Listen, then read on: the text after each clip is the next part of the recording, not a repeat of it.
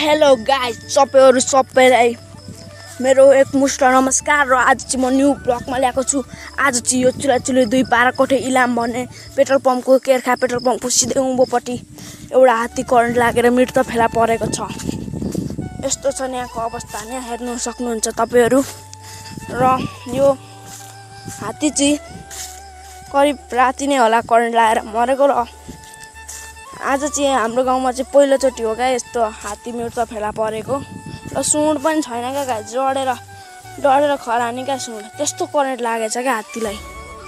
त्यसैले गाइस हाम्रो गाउँ चाहिँ अब हात्ती आइरहने गाउँ थियो।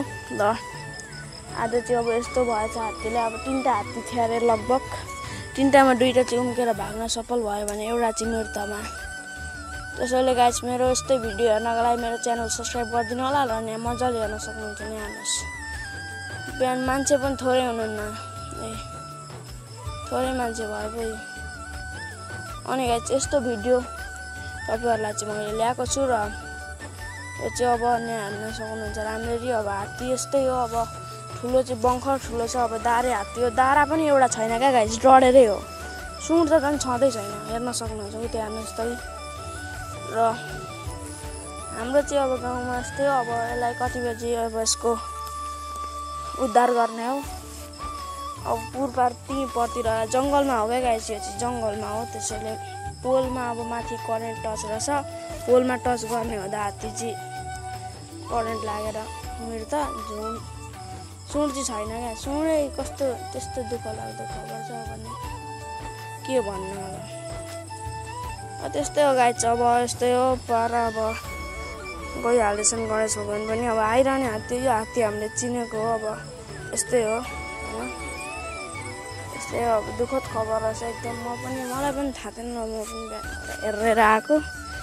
र यो चाहिँ मिनी ब्लग हो मेरो। अब सुँड चाहिँ गाइस छैन कि छैन, कस्तो धेरै दर्दनाक अवस्थाले मृत्यु भएको छ हात्तीको, सुँडै छैन। अब हात्ती चाहिँ अब दिउँसो यस्तो मृत्यु फेलामा परेको छ जङ्गलमा। पुलिस मामाहरू सबैजना आइसक्नु भएको छ। र म पनि हेर्न गएको थिएँ। र मेरो साथीभाइहरू पनि थुप्रै भेटघाट भयो। अब पुरा त्यस्तै गरे। अब खुट्टा हेर्नु न, खुट्टा सानो छैन। अब दिउँसो हात्ती यस्तो मजाले त मैले आजदेखि क्या देखेको। गाउँमा त्यत्रो आइरहन्थ्यो र पनि देखिँदैन थियो, आज चाहिँ राम्ररी देखियो। यस्तो दुःखद छ।